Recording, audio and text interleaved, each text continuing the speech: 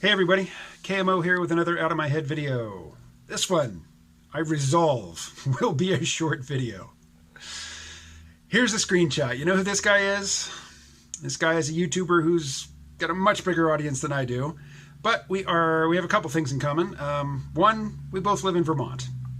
And two, we're both interested in politics. I guess more specifically, we both have a sort of libertarian bent, even though we're not ideological, not ideologically hidebound.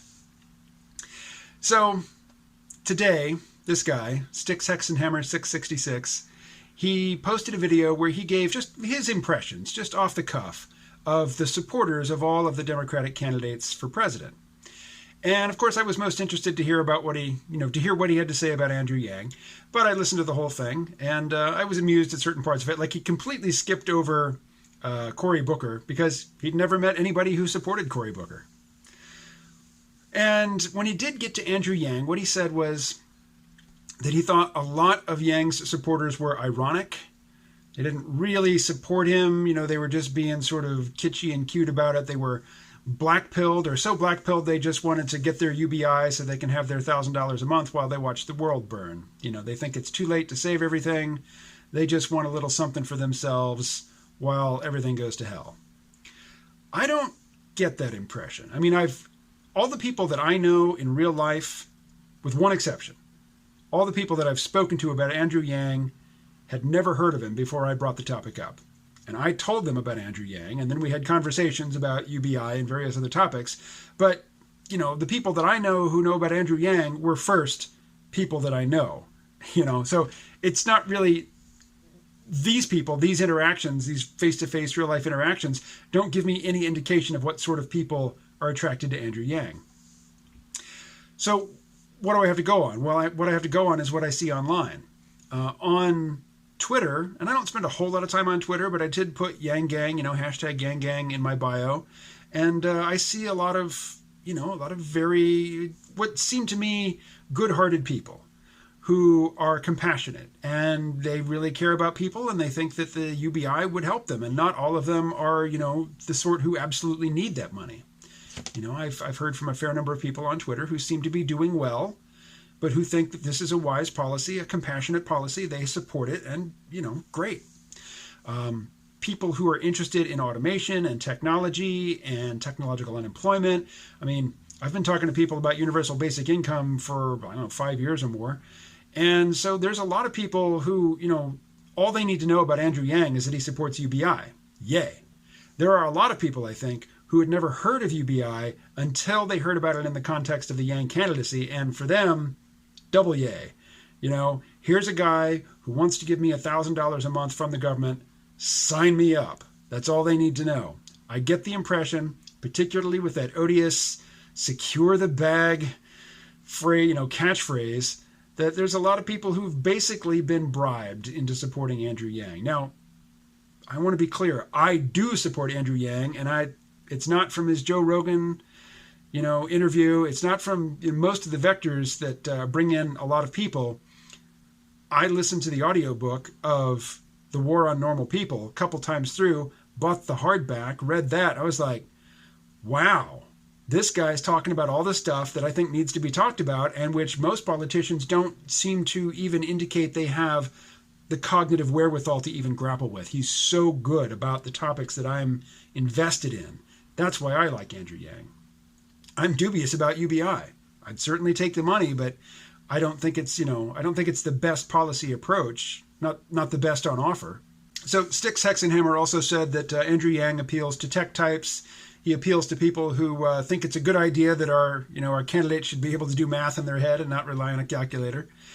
So yeah, I think there are a lot of people who respect intelligence and they respect his informed opinion on technological issues who support him for just that reason. I guess I fall into that category. So here's the bad news when it comes to the Andrew Yang supporters. He brings in a lot of people who I think were either checked out from politics. They used to be invested and then decided, there's no point. None of these people represent my interests. I'm just done. And they hear about Andrew Yang, they listen to him, they're drawn back in. Or a lot of people, I think a lot of Yang supporters just had never, ever been interested in politics before. and he brings them in, which, on one level you can't help but think is good, right? To get people who had not been invested in the political system to participate and to pay attention to it, particularly this far out, to the primary. Great. But a lot of these people are young men. They're reflexively argumentative and antagonistic and accusational, and they just don't know how to behave online. And so, if the first thing you ever heard about Andrew Yang was some young guy online calling you names because you didn't support his candidate, or because you did support his candidate but not in the way that he wants you to, that's kind of hard to overcome. And I get a fair amount of that. Every time I do a Yang video, which, gets some love from the YouTube algorithm and brings in people who don't know who I am, invariably, some young Yang Gang member will accuse me of being a fake Yang supporter who's really out, trying to undermine the Yang campaign. It's happened repeatedly. Not the same person every time. This is a personality type that leaps to that conclusion and then, responds antagonistically.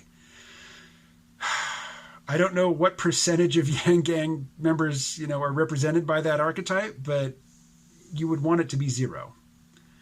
I don't have a lot of money, but I have given money to the Yang campaign. I get the impression that there are people who think that getting shitty with other people online about Andrew Yang is somehow a valid replacement for making a contribution or for phone banking or for doing something which is actually genuinely helpful to the campaign. Going and bombing somebody's online poll so that it gives a result which is completely out of whack, with reality. I mean, Andrew Yang, as much as I like the guy, he does not have 80% support with Democratic voters. And if you get all your buddies together and you go and dogpile on somebody's online poll and get that result, it doesn't make it true.